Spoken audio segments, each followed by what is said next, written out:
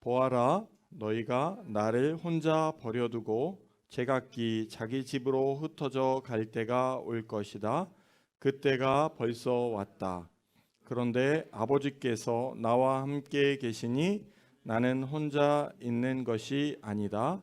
내가 이것을 너희에게 말한 것은 너희가 내 안에서 평화를 얻게 하려는 것이다. 너희는 세상에서 환난을 당할 것이다. 그러나 용기를 내어라. 내가 세상을 이겼다. 아멘. 아멘. 함께 기도하겠습니다. 하나님 감사합니다. 세상의 권세를 이기시고 또 어둠의 사망의 권세를 이기신 예수님, 오늘 이 시간 주님 앞에 저희가 나왔습니다. 환난 가운데 있는 저희들을 주님 살피시고 우리의 죄와 허물을 용서하여 주시옵소서. 주님 보혈의 피로 우리를 깨끗게 하시고 날마다 새로운 마음으로, 날마다 정결한 마음으로, 날마다 사랑의 마음으로 주님 앞에 또 가족 앞에 이웃 앞에 설 수 있는 저희들이 되도록 축복하여 주시옵소서. 주님 말씀하시고 우리의 삶에 변화가 있게 하시고 결단하게 하시고 새로운 삶을 살아나가는 저희들이 되도록 축복하여 주시옵소서. 감사드리며 예수님의 이름으로 기도했습니다. 아멘.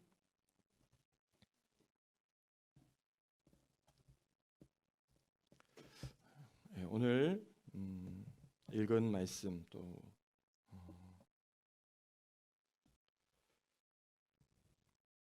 내가 세상을 이겼다, 이런 말씀으로 여러분과 함께 은혜를 나누고자 합니다. 내가 세상을 이겼다. 함께 따라해 볼까요? 내가 세상을 이겼다. 네, 내가 세상을 이겼다. 예수님은 세상을 이겼다라고 선포하셨습니다. 예수님은 이미 제자들과 많은 사람들이 자기를 혼자 버려두고 집으로 흩어져 갈 때가 올 것이다. 여러분은 내가 혼자 있다. 내가 길을 잃었다. 내가 혼자 버림을 받았다. 이런 기억이 있습니까? 많은 군중들은 있고 보통 이렇게 부모를 잃거나 길을 잃을 때가 어린이날이나 또 이렇게 큰 대규모 행사가 있을 때 이렇게 부모님과 손을 잡고 가다가 보니까 없는 거예요. 그래서 찾아다니지만 이제 서로 길이 엇갈리는 거죠. 가만히 있으면 찾을 텐데 계속 부모를 찾다가 계속 어긋나고, 그래서 나중에는 이제 낙심하고 울기 시작하죠. 그런 어린이를 본 사람들이 이제 미아 보호소에 이렇게 맡겨서 그 아이를 찾아오는 경우가 있습니다. 여러분 그런 경험한 적이 있어요? 내가 길을 아니면 부모님을 잃어버려서 미아 보호소에 맡겨졌던 사람 없어요? 아, 언제 그랬어요? 예, 네. 홈플러스에서. 아이고 놓쳤어요. 찾았어요. 네. 혼자 장난감 보다가 그죠? 예. 네. 저희도 우리 아이들 중에 그런 적이 있었는데, 네. 잠깐 이제 우리는 가고 있는데 그 장난감 레고 같은 거 많잖아요. 그러니까 거기에 이제 달려드는 거죠. 우리는 따라오겠지 하고 갔는데 없는 거예요. 이거는 이제 이렇게 어린 아이 때 있는 일이고, 또 이렇게 우리가 성장하면서 외로움과 두려움 속에 우리가 이렇게 휩싸일 때가 있습니다. 그런데 이런 외로움과 두려움은 쉽게 이렇게 사라지는 게 아니에요.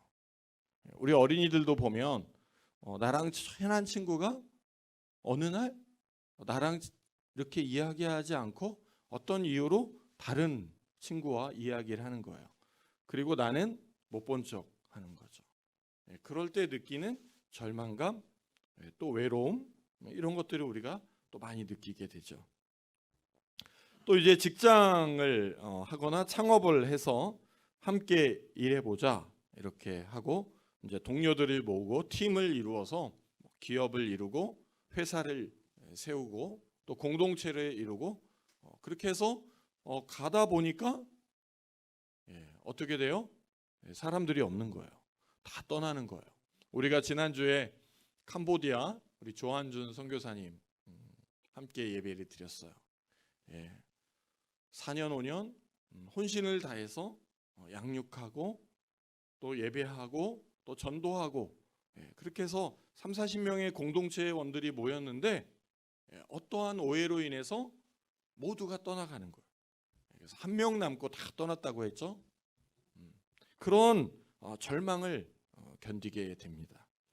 또는 정말 믿었던 또 나의 오른팔이라고 생각했던 직원이 사표를 내고 또 다른 직장으로 이직하는 모습을 보면서 참 외롭다 이런 걸 느끼게 돼요.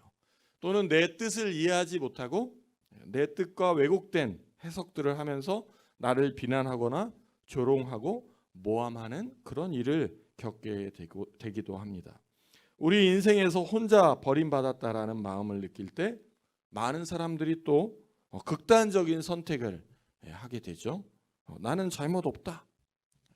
우리가 그동안 전직 대통령, 전직 시장들 이런 사람들이 극단적인 선택을 하는 걸 보게 돼요. 또 우리나라는 세계에서 가장 극단적인 선택, 우리가 자살이라고 하는데 극단적인 선택을 하는 사람이 가장 많은 나라가 또 우리나라예요. 그만큼 우리들은 이런 외로움과 고독 이런 상황에서 이렇게 노출되어 있다는 거예요. 근데 예수님도 우리와 똑같이 외로움과 고독감을 미리 예견하셨다는 거예요. 자, 우리가 저는 이 말씀을 느끼면서 읽으면서 예수님도 외로워하셨구나. 예수님도 외로워하셨구나. 혼자 있게 된 예수님이 외로움과 두려움을 이겨내신 방법은 무엇입니까? 하나님 아버지가 나와 함께 계시니 나는 혼자 있는 것이 아니다 라는 것입니다. 우리 선교사님 자녀들도 있는데 부모님은 선교지에 떠나시고 나만 홀로 남아서 한국에서 이렇게 공부를 해야 되는 상황이 되었을 때 얼마나 마음이 외롭겠어요? 저는 부모님은 섬에서 목회를 하셨고 저와 할머니 이렇게 육지에 나와서 초등학교 1학년 때부터 부모님을 떠나서 이렇게 생활을 했습니다. 많이 외로웠습니다. 어떤 때는 눈물도 흘렸습니다. 엄마 보고 싶어요 하면서 눈물을 흘리면서 잠을 들은 적도 있었습니다.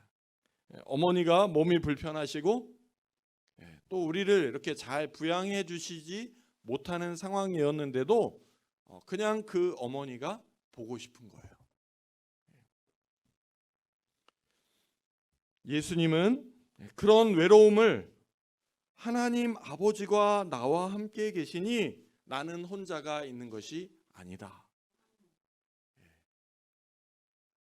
저희 아내가 가끔 저에게 그런 얘기를 해요. 자기는 외롭대요. 제가 너무 일만 하고 맨날 막 이렇게 밖에 일을 하니까 내가 외로워요 그러더라고요. 이제 외롭지 않습니다. 하나님 아버지가 나와 함께 계시니 나는 외롭지 않습니다.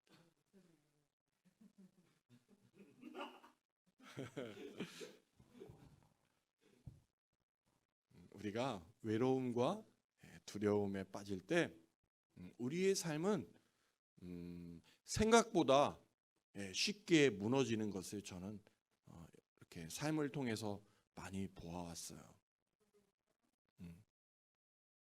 그래서 오늘 예수님께서는 외로움이 닥칠 때 너희들이 그 외로움을 어떻게 극복할 수 있는지에 대한 정확한 해답을 주신 거예요. 믿었던 부모님, 형제들 다 나를 떠나.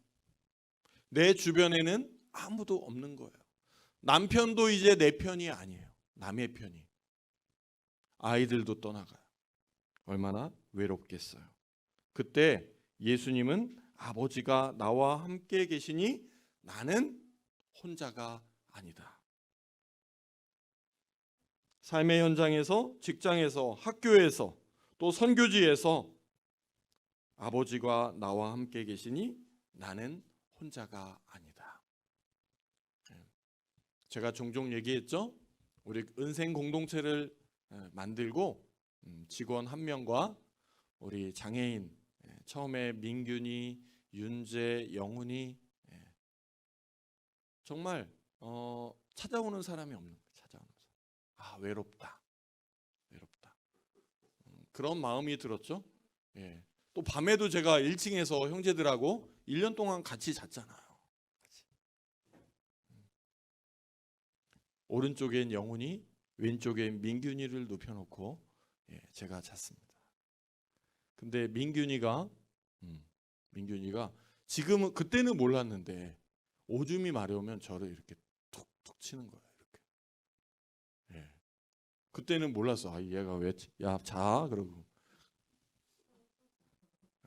시간이 지나고 보니까 그게 오줌 마렵다는 신호였구나.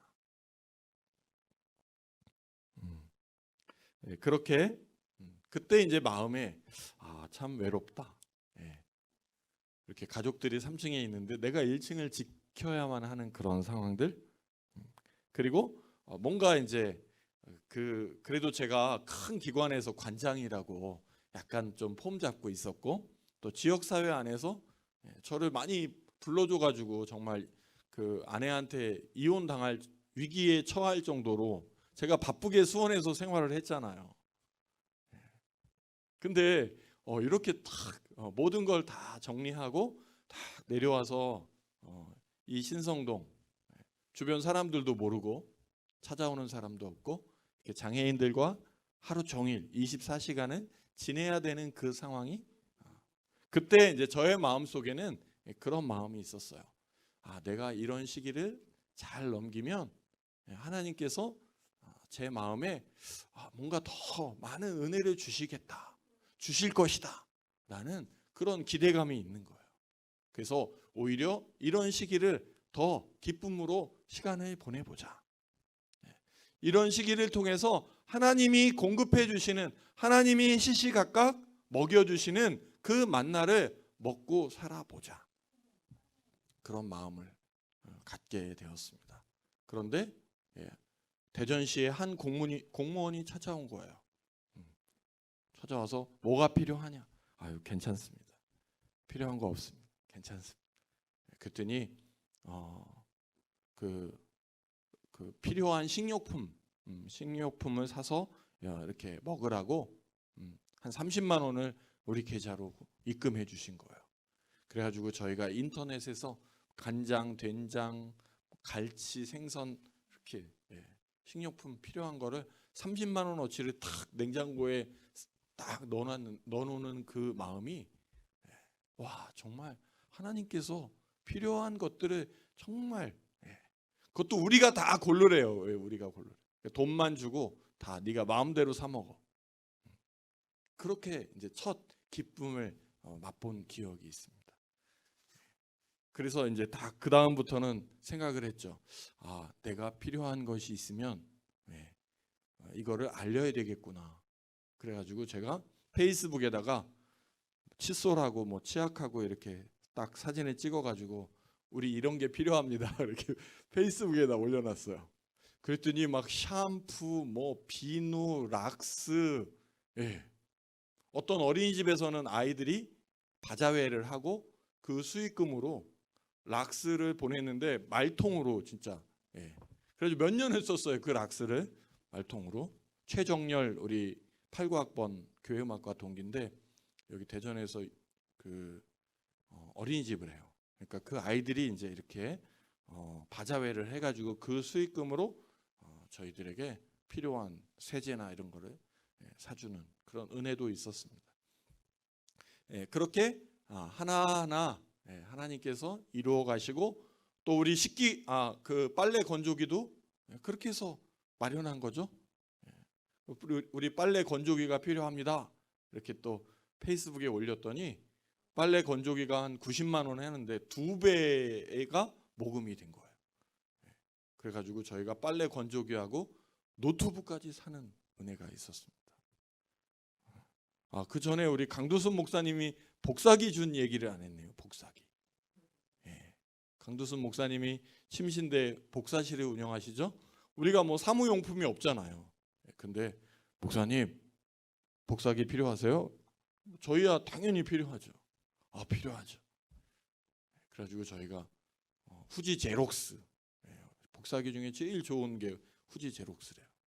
제가 뭐 어떤 회사를 이렇게 편드는 건 아닌데, 그 복사기를 갖다가 최근까지 우리가 썼으니까 거의 4년을 쓴 거예요. 4년을 잘 썼어요.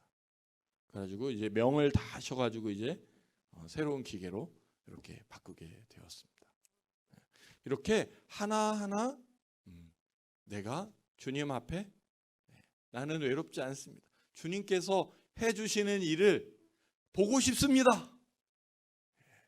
선교사님들이 주로 이렇게 많이 이야기들을 하시더라고요. 저희가 예수전도단 훈련을 받으면서 궁금하잖아요. 그 많은 생활비, 한 달에 200만 원, 300만 원 생활비가 들어가는데 어떻게 사세요? 이렇게 저는 그게 제일 궁금해. 간사님들 물어보면 다 그런 얘기를 하시는 거예요. 저는 뭐 후원 교회도 없고 파송 교회도 없는데 필요할 때마다 이렇게 공급해 주시는 은혜로 살아갑니다. 근데 그때는 약간 좀 뻥 같았어요. 에이, 어떻게 해. 그래도 뭔가 다 믿는 구석이 있겠지. 어떻게 하와이에서 생활하려면 그래도 한 300 정도 뭐 세도 내야 되고 생활도 했고 먹고 살아야 되잖아요. 그게 어떻게 모금될까? 근데 하나님이 또 이렇게 채워주시는 것을 느끼면서 내가 외롭지 않구나, 혼자 있는 게 아니구나 라는 것을 느끼게 되었습니다. 전지전능하신 하나님 아버지가 나와 함께 계시다. 나는 혼자 있는 것이 아니다. 내가 혼자 버림받았다고 느껴질 때 결코 나는 내가 혼자가 아니라고 기억하시길 바랍니다. 그 외로움에서 이겨내시길 바랍니다. 무엇 때문에 혼자가 아닙니까? 아버지, 전능하신 하나님이 나와 함께 하시기 때문입니다. 우리 선교지에서 아마 생활하는 우리 자녀들은 그런 생각을 더 많이 가질지도 모르겠어요. 친구들을 떠나서 그 선교지에서 물론 뭐 학교도 다니고 하겠지만 여러 가지 여건과 환경이 우리나라와 다르게 느껴지겠죠. 그럴 때 나는 혼자가 아닌가? 나는 외롭다. 이렇게 느낄지 모르겠습니다. 나는 성격이 좋다라고 생각했는데 주변 친구들이 나를 이렇게 외면할 때, 혼자라고 느낄 때 우리는 절망에 빠지게 돼요. 모두 아무것도 아니라는 생각을 하게 됩니다. 그렇지만 항상 우리와 함께 계시는 하나님 아버지가 나와 함께 계시니 내가 외롭지 않다라고 고백하는 저와 여러분이 되기를 주님의 이름으로 축원합니다. 세 번째, 예수님은 너희가 내 안에서 평화를 얻게 하려는 것이다. 너희가 내 안에서 평화를 얻게 하려는 것이다. 하나님의 아들 예수가 느꼈던 외로움은 과연 어떤 것이었을까? 우리가 느끼는 외로움과 고독감을 예수님께서 느끼셨을까요? 이것을 너희에게 말하면 너희 안에서 평화를 얻게 하려는 것이다 라고 말씀하고 계십니다. 성경에서 말하는 평화란 단순한 근심이나 고통이 없는 평온하고 화목한 상태를 뜻하는 것이 아닙니다. 평화는 화해를 근거로 하고 그 화해는 예수 그리스도의 중보자적 사역에 의해 이루어지는 것입니다. 누구와 화해합니까? 우리 인간과 하나님과 평화하는 거예요. 화해하는 거예요. 우리는 하나님을 가까이 할 수 없는 죄인이에요. 그런 존재들이에요. 하나님과 우리가 소통할 수 없어요. 그렇지만 그 중보자적인 역할, 바로 예수님이 하나님과 우리가 이렇게 대면할 수 있도록, 또 소통할 수 있도록, 교류할 수 있도록 하는 중보자적인 사역을 하신다는 거예요. 그래서 우리가 예수님을 누구라고 이야기합니까? 평화의 왕, 평화의 왕이다, 이렇게 이야기하는 거예요. 히브리어로 샬롬이라고 이야기합니다. 헬라어로는 에이레네, 샬롬, 평화. 근데 우리가 보면 기독교에서는 평화라는 말을 잘 사용하지 않아요. 오히려 가톨릭에서 평화라는 말을 많이 써요. 저는 이건 좀 잘못됐다. 예수님은 평화의 왕이셔요. 왜 가톨릭에서 평화방송 이렇게 하는지 모르겠어요. 평화방송, 가톨릭 방송 이렇게 해도 좋은데, 그죠? 평화방송. 평화, 화평. 우리가 안녕하세요 이렇게 이야기하죠. 안녕하세요. 안녕이라는 것은 평화, 샬롬, 이런 뜻이에요. 안녕하세요. 우리는 계속 평화, 화평하세요, 이렇게 이야기하고 있는 것이에요. 조화와 일치, 교제, 만족한 상태, 이렇게 다양한 의미를 가지고 있는 것이에요. 안녕, 안전하냐? 샬롬을 묻는 것이에요. 브루도호프 공동체를 설립하신 에버하르트 아놀드, 이분은 신학자, 철학자, 교육자이세요. 이분은 하나님의 혁명이라는 책을 통해서 이렇게 이야기하고 계십니다. 완전한 사회의 정의이자 하나님 나라의 평화를 이렇게 소개하고 있습니다. 산상수훈 주기도문에 좁은 문으로 들어가라 라는 말씀에 귀를 기울이면 하나님 나라가 무엇을 의미하는지 이해할 수 있습니다. 대접받고 싶은 대로 다른 사람을 대접하라는 뜻입니다. 간과하기 쉬운 말씀이죠. 대접받고 싶은 대로 남을 대접하라. 자기를 위해 하나님께 간구한 모든 걸 다른 이들에게 베풀기 전에는 제자의 길을 걷는 것이 아니다 라고 말씀하십니다. 내가 하나님께 간구하는 것, 하나님 집을 주세요, 하나님 차를 주세요, 하나님 직장을 주세요, 하나님 배우자를 주세요, 모든 걸 간구하죠. 이런 것들을 다른 이들에게 베풀기 전에는 우리가 제자의 길을 걷는 것이 아니다 라고 말씀하고 있습니다. 이 황금유리야말로 완전한 사회 정의이자 하나님 나라의 평화입니다. 하나님 나라의 평화. 이 황금률이라고 그러죠. 황금률. 여러분이 갖고 싶어 하는 것들을 다른 이들이 가질 수 있도록 하십시오. 집이나 예금 통장이 필요하십니까? 그렇다면 모두가 그것을 가질 수 있게 하십시오. 여러분, 이 말이 얼마나 도전적인 말입니까? 내가 집이나 예금 통장이 갖고 싶으면 주변 사람들이 그걸 가질 수 있게 하라는 거예요.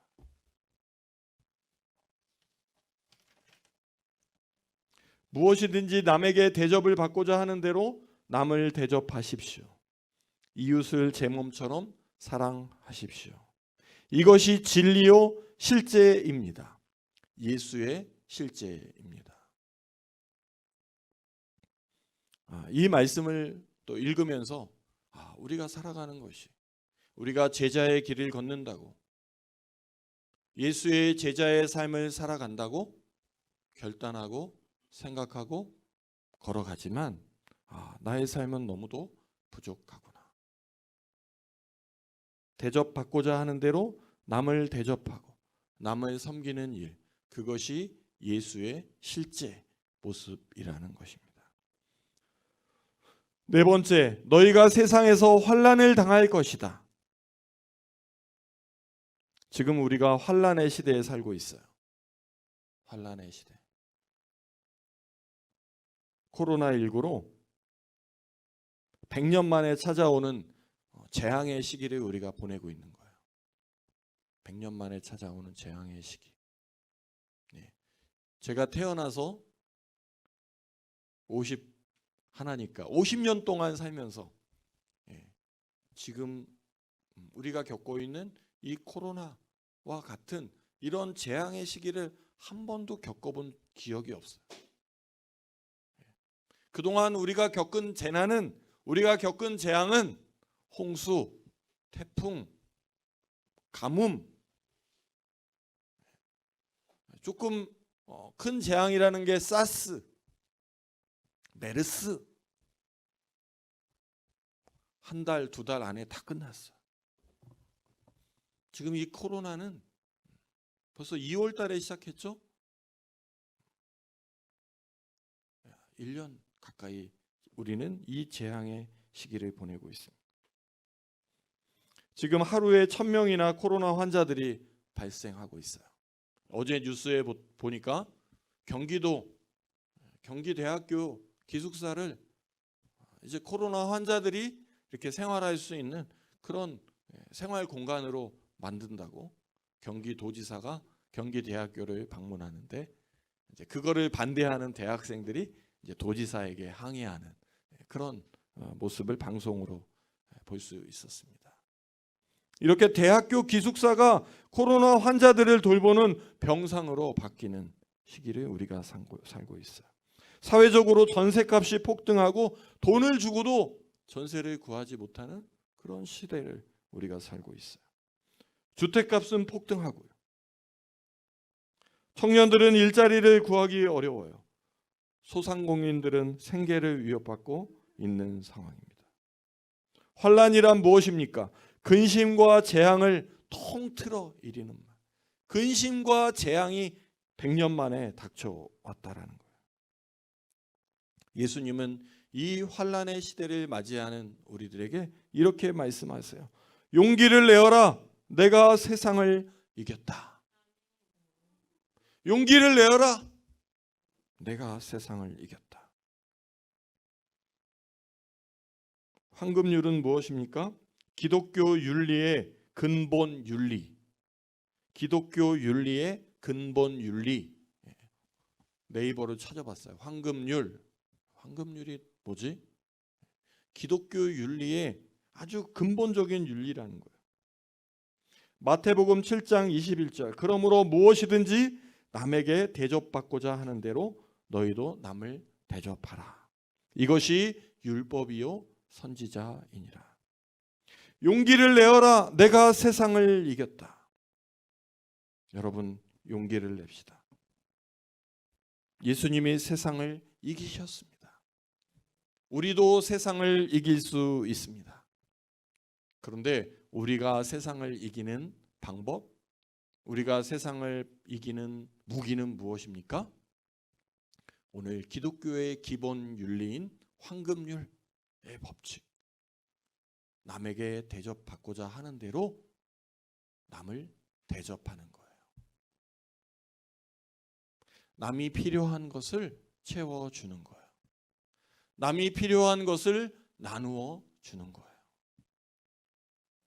이것이 기독교 기본 윤리예요. 근본 윤리. 근본 윤리. 우리는 더 갖기 위해 열심히 일하고 있어요. 더 채우기 위해 뛰고 있습니다.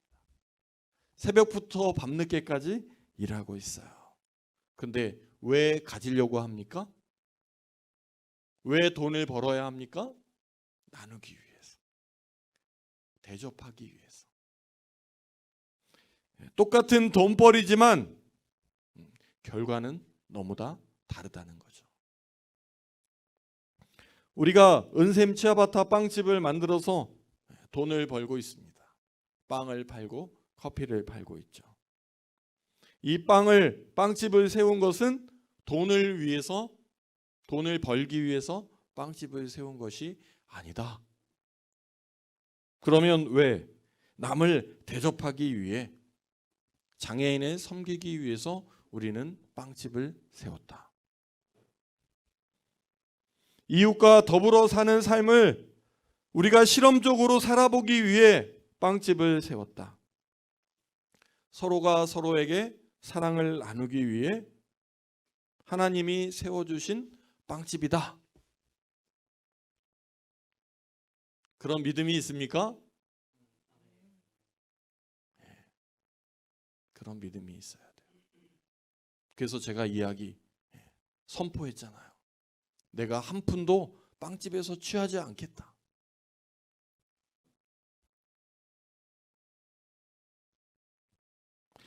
그런 삶을 살아보고 싶은 거예요. 남을 대접하는 삶. 내가 새벽에 일어나서 밀가루 반죽을 해야 되고 노동 강도를 견뎌내야 돼. 주말에 너무 피곤하더라고. 평일날은 몰랐는데 이게 속이 막 울렁거리고 미식하고 저녁을 못 먹겠는 거예요. 근데 결국엔 먹었어요. 못 먹겠는데 막 먹는 걸 보니까 또 열심히 먹었어.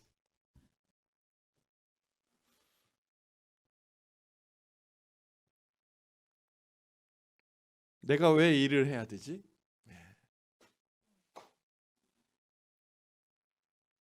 그렇게 하는데도 아내가 이제 뭐 경영이 어떻고 이게 뭐 돈이 나중에 세금 낼 돈은 있는 거예요? 벌써 세금 걱정을 하고 있어요. 근데 저를 걱정해주는 그 말이 저를 걱정하는 걸로 안 들리고 뭔가 당신이 잘못하고 있는 거야 지금. 그렇게 들리는 거예요. 그러니까 제가 짜증이 확 나잖아요. 짜증. 알아서 할 테니까 그만해라.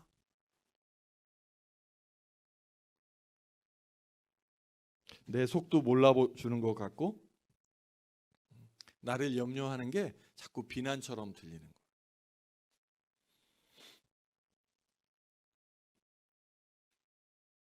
우리는 제가 지난주에도 말씀드렸죠.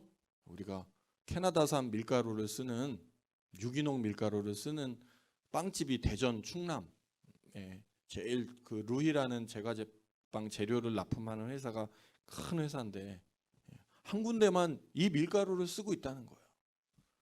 20kg에 5만 원짜리. 보통 유기농 밀가루보다 5천 원이 더 비싸. 저는 한국 최고가 세계 최고의 재료라고 생각합니다. 우리가 초코 쿠키를 만들었잖아요. 그 초코 파우더가 독일제예요. 독일제. 버터는 미국제. 밀가루는 캐나다. 캐나다 그렇죠? 청정 국가라고 우리가 알고 있잖아. 그래서 자부심이 있어야 돼요. 우리가 자부심이. 우리가 세계 최고의 재료를 쓴다. 한국 최고는 당연하고.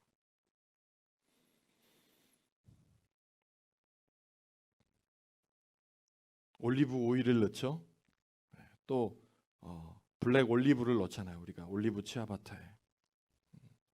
이 올리브는 인류 최초의 과일이 올리브랍니다. 성경에서 제일 처음에 소개되는 과일이 올리브래요. 좋은 거예요. 우리가 일상생활에서 올리브를 잘 먹진 않죠. 이게 다 외국에. 그리고 뭐 올리브가 뭐 달콤하고 그런 게 아니잖아요. 올리브는 이렇게 빵이나 샌드위치 정도에 넣어서 먹는. 그런데 외국 사람들은 이제 이런 것들을 계속 이렇게 샐러드 해서 먹고 이렇게 하는 거죠. 할라페뇨, 또 치즈, 크랜베리, 무화과, 호두 이런 자연적인 재료를 우리가 넣고 빵을 만들고 있어요. 우리의 도전이, 우리의 이런 시도가 성공할 수도 있고 실패할 수도 있는. 우리가 이렇게 고생하는데 돈이 안 남아. 진짜 어제 재료비 이렇게 보내고 뭐 이렇게 수고하신 분들 조금 입금을 했는데 통장에 돈이 없는 거예요. 돈이 없는 거예요. 그래서 더 보낼 때가 있는데 못 보냈어. 그러니까 마음에 탁 제가 2만 몇천 원 남는. 세금 낼 돈이 없는 거예요. 그러니까 이제 아내가 이제 막 세금 낼 돈이, 근데 진짜 어떻게 알고 그거를, 통장에 돈 없는 걸 어떻게 알고 세금 낼 돈은 있는 거예요?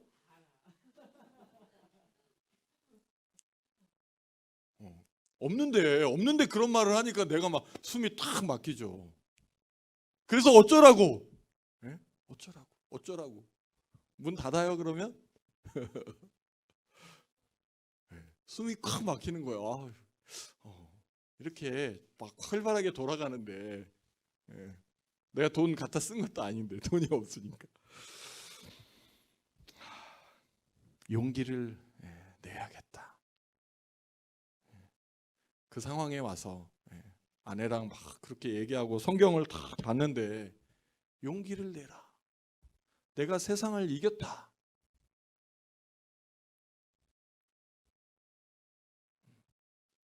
나는 열심히 하는 것 같은데 통장에 잔고는 없고.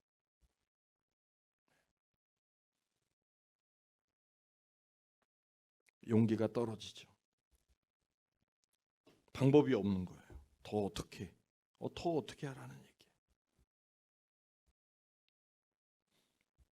이럴 때 우리는 더 나누어야 해요. 더 남에게 나누어야 합니다. 그것이 기독교의 근본 윤리예요. 그것이 율법이고 선지자예요. 남에게 대접을 받고자 하는 대로 남을 대접하십시오. 여러분이 갖고 싶은 것을 다른 사람이 가질 수 있게 해 주십시오. 이웃을 제 몸처럼 사랑해 주십시오. 우리가 종종 얘기하죠. 이 동네에서 줄 서서 밥 먹는 집은 좋은 하루. 옛날에 여기 동네 청국장도 줄 서서 밥 먹고 그랬는데 지금 문을 닫았죠. 하루에 4시간 장사를 하기 위해 아침 8시에 출근해요. 우리가 8시에 출근하면 그때 벌써 와 계세요. 8시에 출근해서 밤 9시, 10시까지 일을 하세요. 낮에 점심 4시간 장사를 하기 위해서. 왜 저렇게 오랫동안 일을 하실까? 제가 걱정 반 아니면 궁금 반 해서 여쭤봐요. 왜 이렇게 오래 일을 하세요? 점심 장사만 하는데 왜 아침 일찍? 그렇게 하지 않으면 그걸 만들어낼 수 없다라는 거예요. 재료를 손질하고 준비해요. 소스를 직접 끓이시죠. 또 그걸 식혀요. 그걸 또 냉장고에 넣어요. 또 뭐 재료들을 준비해요. 다져요. 썰어놔요. 시간이 걸리는 거예요. 또 장사가 끝나고 청소를 해요. 그 돈가스니까 기름 튀기잖아요. 또 기름을 또 다 빼내고 또 그 통을 다 닦고 후드를 닦고. 그러니까 그 주방을 보면 기름집이 항상 그 기름때로 원래 찌들어 있잖아요. 원래. 근데 깨끗한 거예요. 그걸 다 매일매일 닦으시는 거죠. 그리고 손님들에게 풍성하게 대접하시죠. 결국에는 그런 섬김과 그런 대접이 줄을 서게 만드는 거죠. 그분들이. 그래서 제가 어제 페이스북에 글을 썼죠. 어떤 분이 오셔가지고 탁 예약을 하시면서 여기 빵집은 예약해야 빵을 먹을 수 있다면서요. 그래서 저희가 그렇지는 사실 아는데 어디서 그런 소문을 듣고 오셨는지, 좋은 소문을 듣고 오셔가지고 네네네. 아침에 일찍 오셔가지고 주문을 하고 가시더라고요. 감사하다. 좀 있으면 이제 줄을 쓸 것 같아요.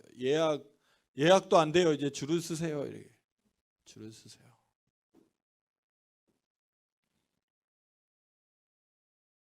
우리가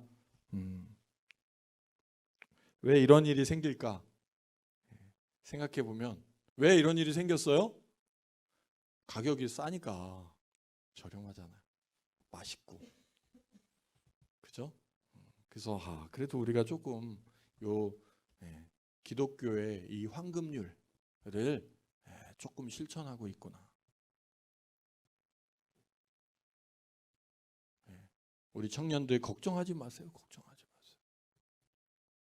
이렇게 내가 대접받고 싶은 대로 남을 대접하면 내 존재가 존귀한 존재가 되는 거예요. 존재한 존재가. 우리가 좋은 하루를 통해서 그런 걸 보고 있잖아요. 우리가 가까이에서. 연구해야 돼요. 연구해야 돼요. 왜 저 집에 줄을 서는지. 우리가 은샘 치아바타라는 빵집을 통해서 어쩌면 이 섬김의 훈련을, 섬김의 실험을 우리가 보고 있는 거예요. 보고 있는 거예요. 근데 그 섬김과 헌신은 결코 녹록하지 않다라는 거예요. 내 어깨가 아프고 허리가 아프고 내 관절이 아프고 내 살과 뼈를 녹여내야 결국에 그런 결과물이 나온다는 것을 우리는 알아야 해요. 많은 크리스찬들이 하나님이 축복하시면 우리가 부유하게 살 수 있고 권력을 가질 수 있고 세상에서 화려하게 살 수 있다, 이렇게 교육을 받고 그렇게 알고 있어요. 열심히 기도하면 내가 가지고 있는 집이 10배, 100배, 우리가 가지고 있는 땅이 막 올라가지고 내가 부자가 되고, 어느 날 갑자기 좋은 직장에 취직하는 사람이 있습니까? 노력하지도 않고 사법고시에 합격하는, 의사고시에 합격하는 사람이 있습니까? 아니잖아요. 하나님은, 우리 기독교인은 그냥 우연히 복을 받는 사람들이 아닐 것이다라는 생각을 저는 이 말씀을 묵상하며 저에게 주신 거예요. 내가 대접받고 싶고, 내가 인정받고 싶고, 우리 빵이 잘 팔리고, 내가 파는 음식이 잘 팔리고, 내가 하는 강의가 세계적인 명강의가 되기 위해서는, 내가 하는 상담이, 내가 하는 사람이 만나면 내가 하는 상담을 통해서 치유되고 변화되는 역사가 일어나려면 내가 뼈를 갈아서 넣어야 되는 거예요. 피땀을 쏟아서 넣어야 결과가 나오는 거예요. 그것이 기독교의 황금률임을 저와 여러분은 오늘 결단해야 돼요. 믿어야 합니다. 남을 대접받지 않고 어떻게 내가 대접을 받을 수 있겠습니까? 우린 너무 부족해요. 우리 너무 나 중심이에요. 제가 저희 아내한테 맨날 듣는 얘기가 그거예요. 와서 좀 섬기라는 거죠. 집에 가면 막 퍼져가지고 막 아무것도 안 하고 핸드폰이나 하고 있어요. 이 가정의 평화가 깨지는 거예요. 평화. 식구들이 외로워하는 거죠. 네. 그런 삶을 살고 있어요. 제가. 여러분은 어때요? 여러분은 어때요? 청년들 집에 가면 어머니 아버지 도와드립니까? 네? 제가 이렇게 알바해서 돈을 이만큼 벌었습니다. 네? 용돈 쓰세요. 네? 자동차 키를 딱 갖다 드리면서 제가 알바해서 할부로 이걸 갚을 테니 이 차 타세요. 전국 할 수 있죠? 네.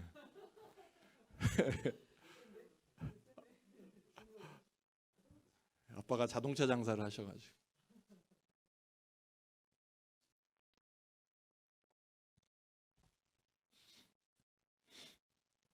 여러분, 우리가 하나님의 축복을 그냥 하나님 축복하시면 제가 잘 될, 저는 그런 생각을 많이 하면서 살아왔던 것 같아요. 그리고 하나님 믿으면 우리가 다 복받고 왜 잘 살고 막 학교도 막 공부도 잘하고 막 그렇게 생각하잖아요.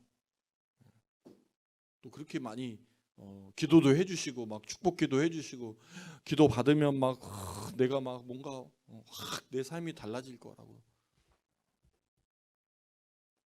그런데 오늘 예수님은 세상을 이기는 방법, 그 방법으로 남을 대접하는 방법을 알려주신 거예요. 혼자 버려졌다고 외로워하지 말라고 말씀하셔요. 아버지가 함께 계시니 나도 혼자가 아닌 거죠. 우리가 예수 안에서 평화를 누리기를 원하십니다. 너희는 세상에서 환난을 당할 거야. 그렇지만 우리는 어떻게 해야 돼요? 이 환난의 시기에, 이 재난의 시기, 용기를 내야 돼요. 그리고 어떻게 해요? 세상을 이기는데 그 이기는 방법은 남을 대접하는 거예요. 그래서 어제 말씀을 딱 준비하는데 공부해서 뭐예요? 남주자. 한동대 고 김영길 총장님이 공부해서 남주자. 우리는 돈 벌어서 남주자. 돈 벌어서 남주자. 돈 벌어서 남주자. 돈 벌어서 남을 대접하자. 돈 벌어서 나누어 주자.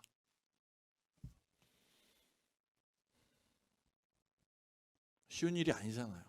근데 오늘 제자의 길은 남을 대접하고 남을 섬기고 나누고 공동체를 이루고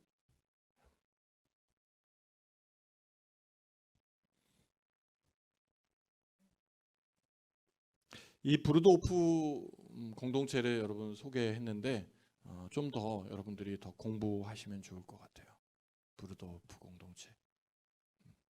독일에서 시작됐는데 나치 정부가 추방시킨 거예요.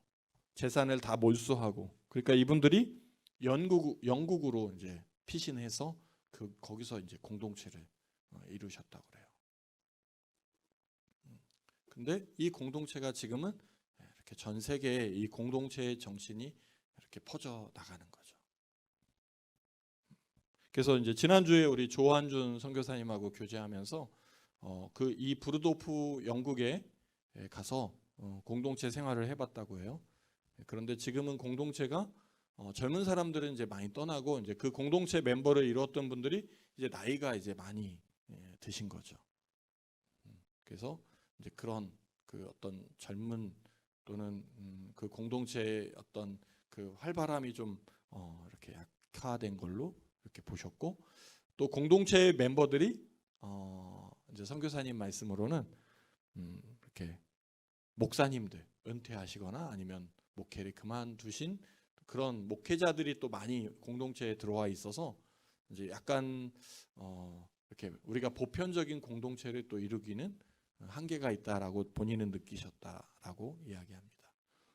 하지만 어쨌든 이 공동체의 기본적인 정신과 또 예수의 제자의 삶을 살아가는 그 모습들은 이런 책이나 또 글을 통해서 우리가 또 많이 배울 수 있다라고 생각합니다. 결국 하나님께서 우리에게 주신 평화의 모습은 남을 대접하고 남을 섬기는, 그것을 통해서 우리가 세상에서 이기는, 승리하는 그런 그리스도인, 그런 크리스천들. 그래서 저와 여러분들이 하는 사역에, 하는 일에 줄을 서는 축복의 역사가, 여러분들이 장가 갈 때 여자들이 쭉 줄을 서야 돼요. 줄을 서야 돼. 그죠? 정국 형제, 성표 형제, 그죠? 일모 형제, 예? 저랑 결혼해 주세요. 이렇게 줄을 서. 예? 우리 자매들, 하은, 우리 경순 원장님, 늦지 않았어요. 원장님, 저랑 결혼해 주세요. 줄을 서야 돼. 줄을 서야 돼요. 줄을 서야 돼요, 여러분. 저는 줄을 섰었어요. 줄을 섰었어. 제 앞에.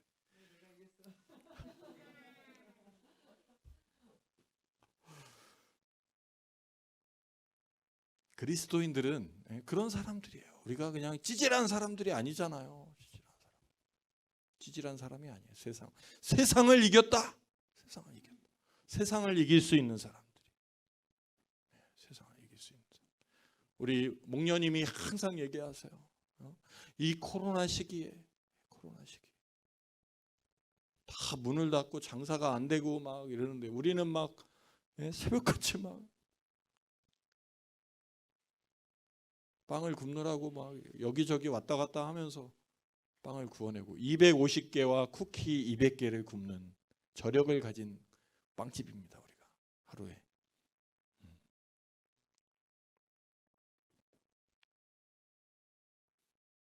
그런데 이게 그냥 일주일만 하다 끝나면 그거는 뭐 5년 10년 이 일을 해야 이제 조금 그쵸? 뭐 하루는 반짝할 수 있죠. 하루 반짝 공부해요. 이게 하루. 이거는 쉬워요. 근데 5년 10년 지속적으로 공부하고 독서하고 사람들을 만나고 여행을 하고 자기의 달란트를 갈고 닦는 훈련은 쉽지 않아요. 외로운 거예요. 고독한 거예요. 혼자서 그 어려운 시기를 견뎌내야 하는 거예요. 외로움을 견디지 않고 화려한 봄날이 올 거라고 생각해요. 겨울을 견디지 않고 어떻게 봄을 맞이할 수 있겠어요?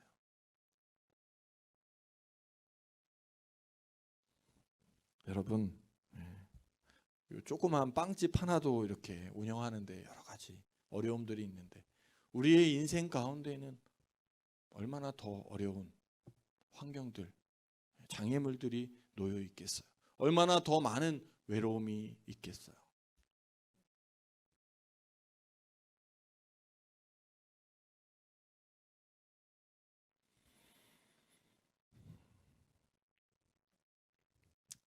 세상을 이겼다고 말씀하신 예수님의 선포, 그것이 저와 여러분의 선포가 되기를 주님의 이름으로 축원합니다. 환난을 당하지만 환난을 이겨내고 내가 세상을 이겼다.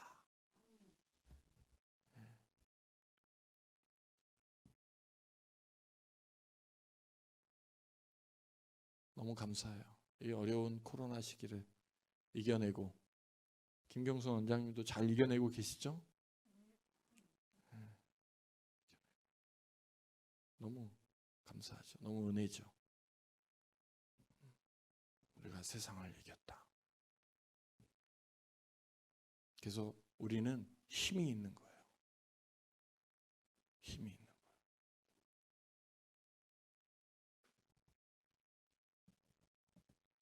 기독교인들은 연약한 것 같고 아웃사이드인 것 같지만 그 안에 생명력과 끈기와 힘이 있는 줄 믿습니다. 그래서 우리 공동체가 연약하고 보잘것없고 사회적으로 별 볼 일 없는 것 같아도 나중에 연구 대상이 돼야 돼요. 연구 대상이 돼요. 연구 대상. 은샘 치아바타가 어떻게 유명한 빵집이 됐는지 빵을 공부하는 학생들이 연구하러 오는 데가 돼야 돼요. 네? 은샘 공동체가 어떻게 아름다운 장애인 공동체를 이루었는지 연구 대상이 돼야 돼요. 공부하러 와야 돼요. 배우러 오는 곳이 돼야 돼요.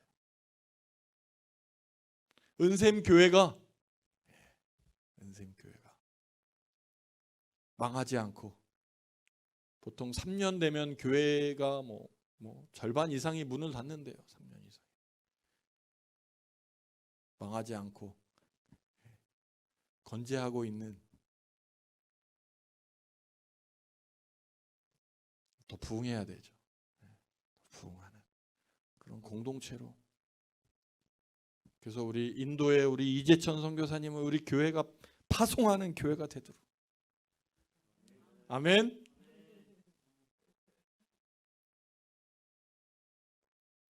우리가 더 선교사님들을 후원하고, 또 우리 청년들이 가서 단기 선교를 다녀오고, 예?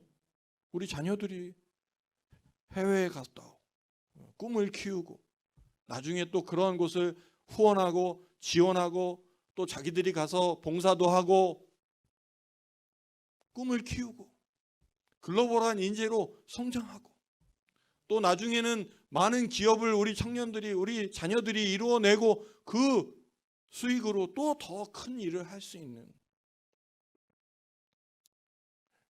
그런 날이 저는 올 거라고 믿습니다. 우리는 세상을 이길 수 있는 방법과 힘을 가지고 있는 사람들이에요. 성경은 남을 대접하라, 대접받고자 하는 대로 남을 대접하라. 그것이 기독교의 근본 윤리, 황금율. 왜 황금율이라고 했냐? 로마의 황제가 대접받고자 하는 대로 남을 대접하라. 이거를 황금으로 만들어 가지고 벽에다가 딱 붙여놨대. 그래서 황금율, 율법처럼.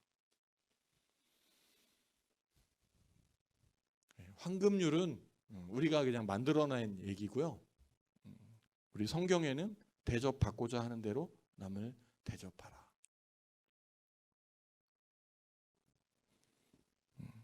그 삶을 통해 저와 여러분이 세상을 이기는, 내 앞에 줄을 세우는,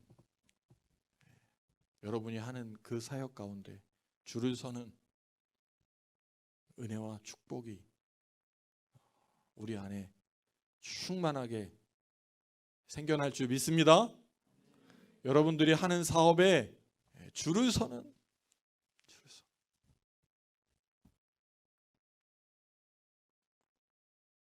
우리가 뭐 단순히 빵집만 얘기하는 게 아니에요. 저와 여러분들이 하는 일, 사역 모두 하나하나에 줄을 서는